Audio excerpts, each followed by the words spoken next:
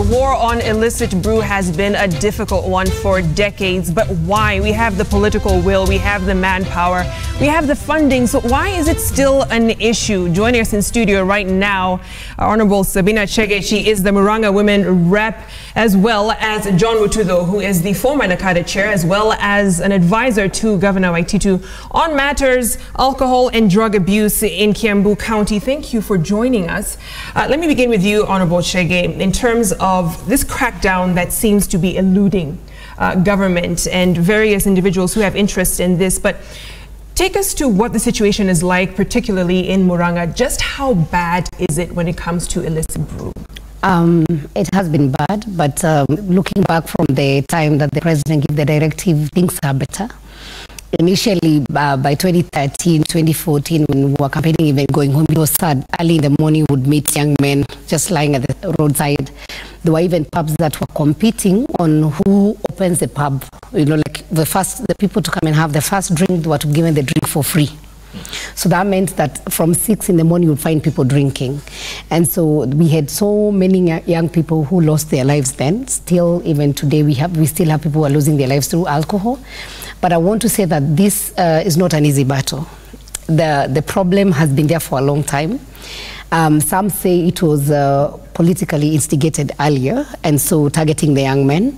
And so it has been a very hard battle to fight. But there's goodwill, and I would say we have seen change. When we started, and then in Murang'a County, I think the car sober concept started with Murang'a County, where the governor then didn't even have a place. We got tents at Ihura Stadium, and we had the young men there for some time. They were talked to. They were also trained on practical work, and a lot of them now, they are running their own businesses, and we have many who are reformed. So I'll tell you today, if I walk to Murang'a, I will not find, actually it's very hard to find now those young men who are now lying at the roadside. But we are still having bars that are still operating within the, not within the hours that are authorized. We still have people who are running the businesses. The issue of changa has really gone down, but we still have a lot of alcohol that is being sold out there. That it has, maybe even the big brands, but it's not the true, I'll say it's not authentic, it's not the right one. And I would also want to tell Kenyans, we might talk about the young men we are seeing in the villages, but even the people who go and buy the most expensive alcohol in the nightclubs, you need to be very careful. And I think there's that KEBS, where you're supposed to run the code and find out whether what you're taking is genuine or not. Actually, the dangers that we face as a country now, that a lot of alcohol that is being sold out there is not the right one. It is actually counterfeit. It's not, it's actually poisonous. Let me go on to former NACADA chairman John Mutudho and ask you, in Kiambu County, is the county losing the battle?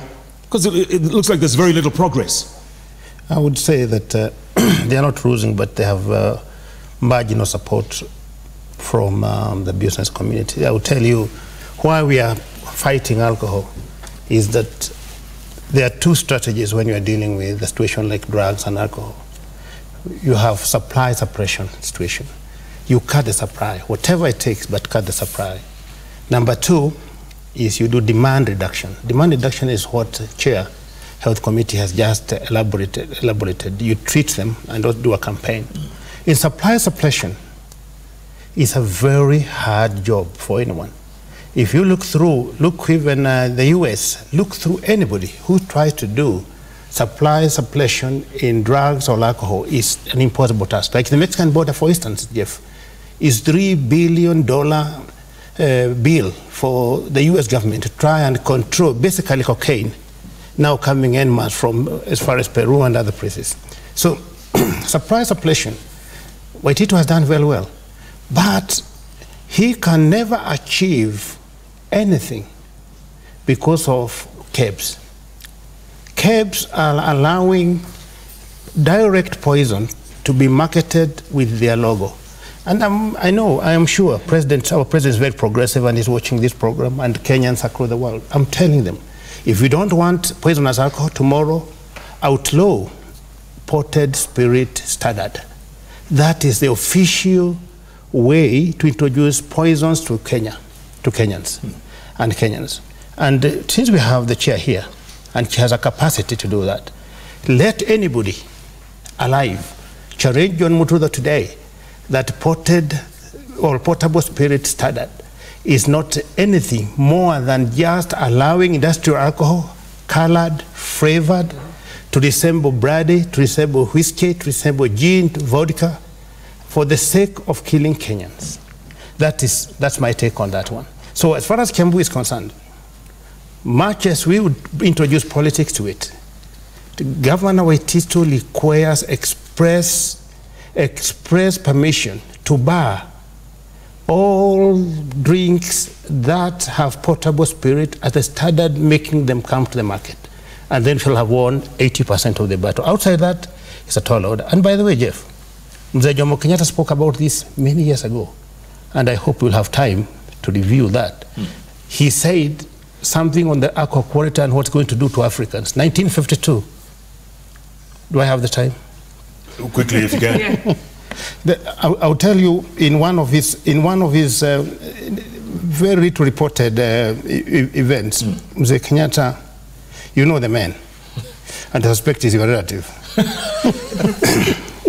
In Jomo Kenyatta, 26th July 1952, 3 months before the state of emergency. We want self-government, but this we will never get. If we drink beer, it is harming our country and making people fools and encouraging crime. It is also taking all our money.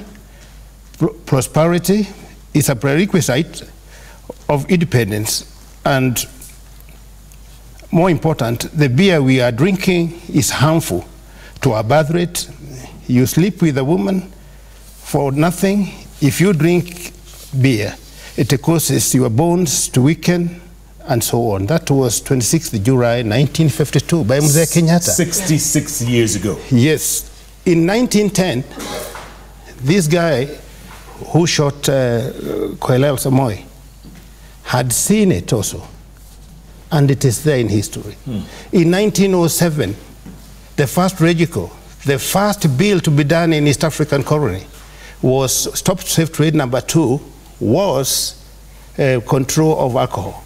So this thing has a historical perspective, but properly decorated, properly, just like a bad cake, but with the crime, money laundering, corruption, and what have you. So you're talking about a behavioral and cultural issue when it comes to the drinking problem. Sure. And there's been criticism of the Kasuba movement and program by none other than the Kiambu Women's Rep, Gathoni Wamushomba, who says, you give these rehabilitated alcoholics 300, 400 shillings a day. They go back and use that same money to drink. So even in this process of trying to rehab and make sure that they get off the drink, it's not really helping. So how do you rectify that issue and that problem? I don't want to get into battles between one man and one woman. I'd rather do my battles, but I would say this. Why did the Kikuyus find themselves there in the first place? Because of the helplessness and hopelessness with lack of job and so forth and so on. So Governor Waititu is trying to create income generation on one hand, so to remove that element of drinking. People are prescribing themselves to manage stress by drinking. That's what he's trying to sort out. On the other hand, Gathoni is right. Treatment and rehab requires a lot of thinking, a lot of planning. I'm running the biggest rehab in Africa called Jomek in Nakuru. And I know it. It requires a lot of time and planning. It can only be done within a day or 2 days.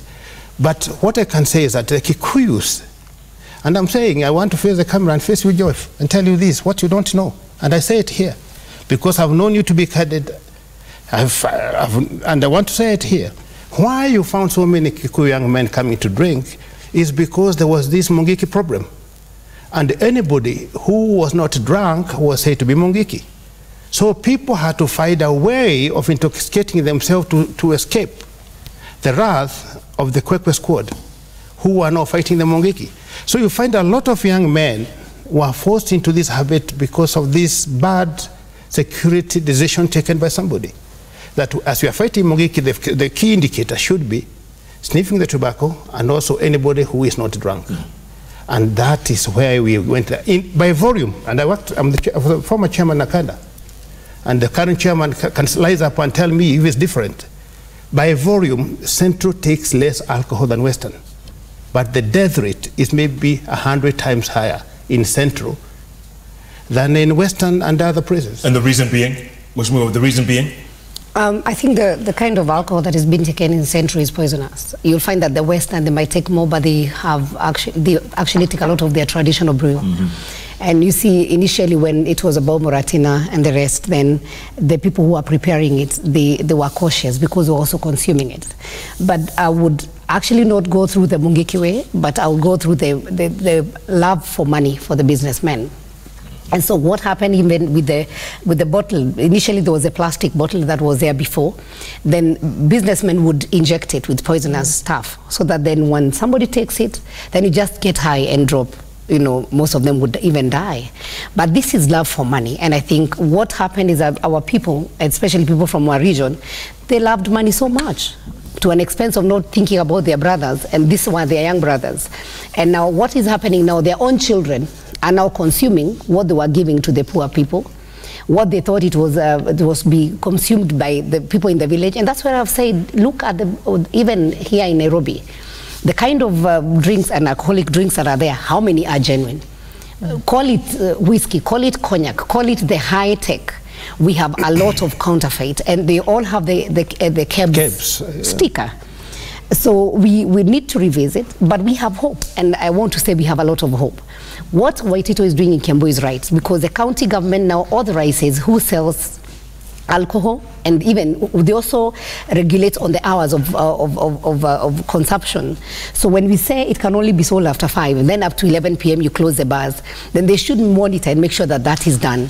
When we talk about what is being sold, even how many, you know, if you look at Central Kenya, we had many bars, more than the schools and the churches combined. How is it? And so we have to make sure that we reduce the number of bars. As Honorable Mutudho has said, we have to cut on the supply. We have to make sure that we control the number of bars. We cannot have one village with 5 bars, 1 church and 1 school, or 2 churches and 1 school.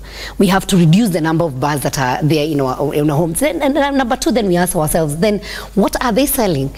We have to, as a government, we have to have a way of how one person can be able to monitor and actually look at the source. The person who is the distributor, the person who is distributing, then they can be able to say, this is genuine alcohol, because we have a lot of people even who are selling it without knowing that whatever they're selling is not even genuine. And that's why you can see we have a lot of cases for cancer, the kidney failures and everything else, because what people are consuming, they're actually consuming poison. We had the debate about the mercury and everything in sugar, but I think what is happening with alcohol is worse than what Kenyans were fearing with whatever they were saying it is in the sugar. And we need to be serious. As a government, yes, we have laws, but laws must be followed. If the county governments and what Waitito is doing, they must control the consumption of alcohol in our villages, in our counties, in our regions, so that then we're able to monitor what comes into the market. Then this businessman, you know, I know Waitito will have very many enemies, because he's cutting on a source of income for somebody. But again, we want to say we cannot allow somebody to make money at the expense of killing others. And that is why you'll see even the people who are trying to expose where this, especially the illegal ones, the illicit brews where they're being grown at the rivers, then you get these people are being killed. So we also must offer protection to the people who are whistleblowers and the ones who are telling us where these people are going to brew, where they are doing the brewing. So, but basically, I am not so much worried with what is happening in the villages. I'm worried on what is being found at the counters, what looks genuine. Right. That is my actually greatest worry. As a chair of health, we actually want to revive the public health in the Ministry of Health, that they need now to monitor what Kenyans are consuming. Yeah, clearly this story is not going away anytime soon. 66 years ago, Mzee Jomo Kenyatta said it. 66 years later, here we are. Still a huge problem. Absolutely. We'll have to discuss this more and more. Absolutely. More and more. And ensure that we get more people on the bandwagon to champion that legacy you began with that alcoholic drink and control bill a few years back. Thank you so much, John Mutudho and Sabina Chege, for your time. And hopefully we can keep this conversation going. Absolutely.